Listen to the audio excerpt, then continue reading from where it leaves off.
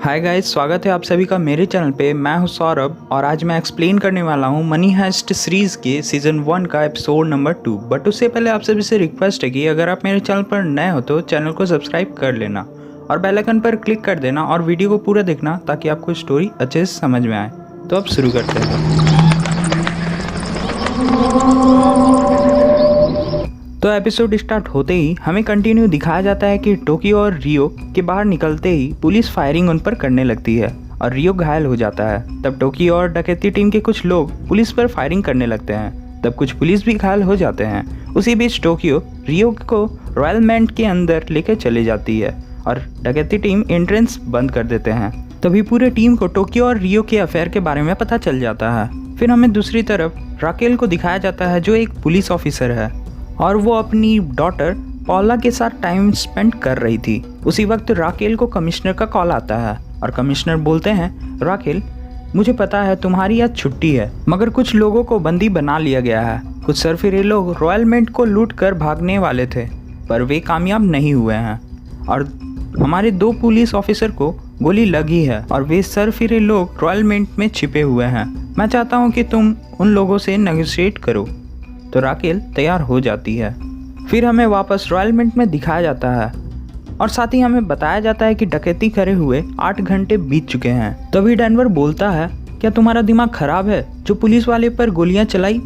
तो टोक्यो बोलती है, पहले उन लोगों ने गोलियां चलाई तब मैंने चलाई। यदि तुम वहाँ होते तो तुम क्या करते?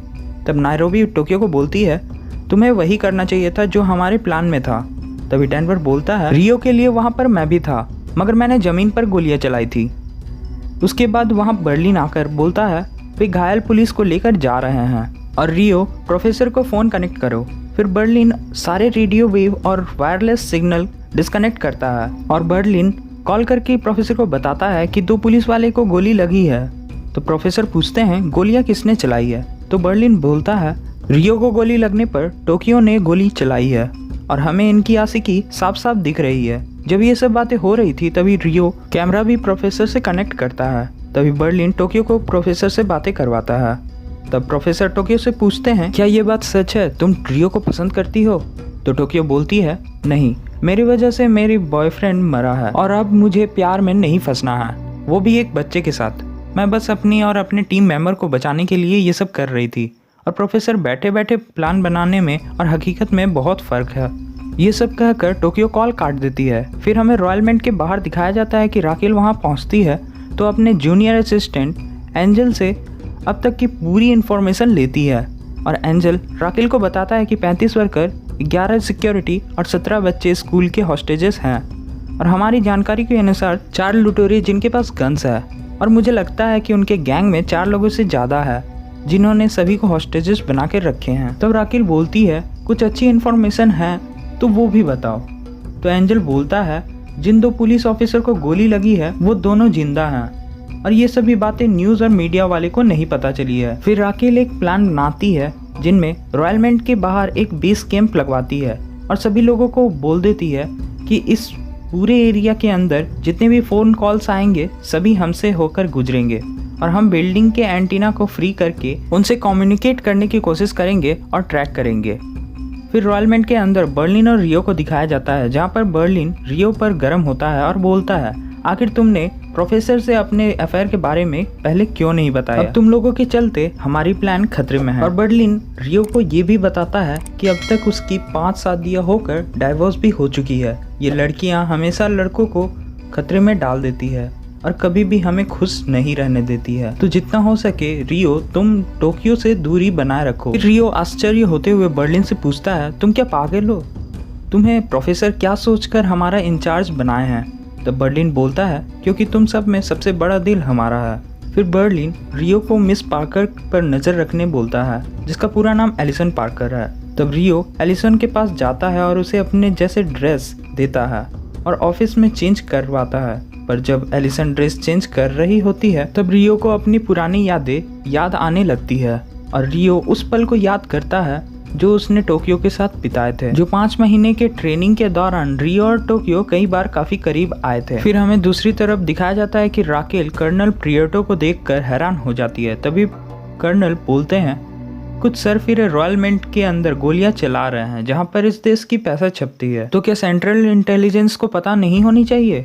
उसी वक्त एंजल बोलता है हम उन्हें कॉल कर रहे हैं। पर उसी वक्त बर्लिन कॉल प्रोफेसर को कनेक्ट करता है और प्रोफेसर अपनी वॉइस को इंटोनेट यानी बदल कर बातें करते हैं। तब राकेल और प्रोफेसर के बीच नेगोशिएशन होने लगती है और प्रोफेसर बोलते हैं हमें ब्राज़ील जाने के लिए कुछ हेलीकॉप्टर की ज़रूरत है और जितनी जल्दी हो सके मांगों को पूरी करो। और तभी हमें पता चलता है कि प्रोफेसर का प्लान कुछ और है और वो बस अपनी बातों में राकेल को उलझाकर टाइम वेस्ट कर रहे थे। और बातों बातों में राकेल बोलती है आपके हॉस्टेजेस में एलिसन पार्कर नाम की एक लड़की है, उसे छोड़ दीजिए। तो प्रोफेसर कहते हैं मैं इसके बारे में सोचूंगा और कॉल कट कर देते हैं। फिर राकेल कैंप से बाहर जा रही थी पर कर्नल राकेल का रास्ता रोकते हुए बोलते हैं हमें नेगोशिएट करके नहीं बल्कि दम से काम करना होगा। तो राकेल बोलती है अगर हम ऐसा करेंगे तो वे हॉस्टेजेस को मार देंगे, इसलिए हमें उनकी बात माननी पड़ेगी और मैं ऐसा करने की ऑर्डर आपको नहीं दूंगी। तभी इन सभी बातों के कारण कर्नल राकेल के पर्सनल लाइफ में इंटरफेयर करने लगते हैं। कर्नल राकेल और उसके पति के बीच हुए मतभेद के बारे में सबके सामने बोलता है। वहीं दूसरी ओर हमें दिखाया जाता है कि जब रियो अपनी नज़र एलिसन पर बनाया हुआ था तभी उसे अपनी पुरानी दिनों याद आने लगती है कि किस तरह ट्रेनिंग के दौरान सभी आपस में बैठकर अपने फ्यूचर प्लान को डिस्कस कर रहे होते हैं कि जब हम इस डकैती को पूरा कर लेंगे तो हमारे पास क्या क्या होगा करने के लिए। उसी वक्त डेनवर बताता है कि वो एक कार खरीदेगा जिसमें काफ़ी अच्छा म्यूज़िक बजता होगा और मॉस्को बोलता है मैं एक म्यूज़िक एल्बम बनाऊंगा। फिर बर्लिन बोलता है मैं इन पैसों से वाइनरी खोलूंगा। फिर नायरोबी बोलती है मैं एक एरोप्लेन खरीदूंगी जिससे पूरे वर्ल्ड को घूमूंगी। फिर हमें अचानक प्रेजेंट में दिखाया जाता है कि बर्लिन हॉस्टेजेस को पानी, सैंडविच और ब्लैंकेट देता है और साथ ही अपने जैसे रेड ड्रेस देता है। और तभी आर्थर बर्लिन से बोलता है यहाँ पर काफ़ी लेडीज़ है जिन्हें मेडिसिन की ज़रूरत है, तो क्या मेडिसिन प्रोवाइड कर सकते हो। और फिर दूसरी तरफ एंजल राकेल को बताता है कि वे सभी आपस में वॉकी टॉकी और किसी भी तरह के वायरलेस कनेक्शन का यूज़ नहीं कर रहे हैं, जिसकी वजह से हम उन्हें ट्रैक नहीं कर पा रहे हैं। इन्हीं बातों के चलते परेशान होकर राकेल टेंट से बाहर निकलती है तो उसे बड़ी बड़ी ट्रक आते देखती है जिनमें सोल्जर्स थे। तो राकेल को पता चल जाता है कि इसके पीछे कर्नल का हाथ है। तब राकेल कर्नल के पास जाकर बोलती है मैंने आपसे बोला था कि हिस्ट पर हमला करना खतरे से खाली नहीं है, पर आपने हमारी बात नहीं मानी। तो कर्नल बोलते हैं इस पूरे हिस्ट में एक लड़की फंसी हुई है जिसका नाम एलिसन पार्कर है और वो यूके एम्बेसडर की बेटी है और ये बात उन सरफिरे को पता नहीं है। अगर ये बातें पता चल जाएगी कि यूके एम्बेसडर की बेटी उनके हॉस्टेजेस में से एक है तो वे अपनी ब्लैकमेल को बढ़ा देंगे। अगर ऐसा होगा तो यूके को भी इस मामले में शामिल होना पड़ेगा और मैं नहीं चाहता हूँ कि स्पेन के मामले में यूके भी बीच में आए, तो इसलिए मैं ऊपर से ऑर्डर ले लिया हूँ और आज रात एलिसन पार्कर को किसी भी तरह वहाँ से निकालना होगा। और इसी सीन के साथ पैरेलल सीन भी चलता है जहाँ पर प्रोफेसर सभी को ट्रेनिंग के दौरान पूरे टीम को बताते हैं कि एक बार जरूर आर्मी वाले हिस्ट के दौरान हमला करेंगे एलिसन पार्कर यूके एम्बेसडर की बेटी को बचाने के लिए, और यदि ऐसा हुआ तो हम अपने प्लान में और कामयाब हो जाएंगे। फिर हमें प्रेजेंट में दिखाया जाता है कि प्रोफेसर कैमरे से देख रहे थे कि स्पेशल स्वाड सोल्जर्स आए थे। वो रॉयल मिंट में 4 अलग अलग जगह से घुसने की कोशिश कर रहे हैं, जहां पर सबसे पहले स्वाड छत पर जाकर रॉयल मिंट के अंदर जाने का रास्ता खोजते हैं और इसी बात की इन्फॉर्मेशन प्रोफेसर कॉल करके बर्लिन को बताते हैं और बर्लिन यहाँ से आगे के प्लान में काम करना शुरू करता है। तब बर्लिन सभी हॉस्टेजेस को अपने पीछे लेकर जाता है। फिर हमें ट्रेनिंग के दौरान का सीन दिखाया जाता है जहाँ हमें टोक्यो आगे बताती है कि प्रोफेसर जैसा कहे थे कि स्वाट टीम 4 जगह से घुसने की कोशिश करेंगे, जो होंगे main entrance, loading zone, emergency exit या छत से। लेकिन वे इंतज़ार करेंगे और एक कैमरा की मदद से वे अंदर का सिचुएशन के बारे में पता करेंगे और ये सब लोडिंग जोन से होगा।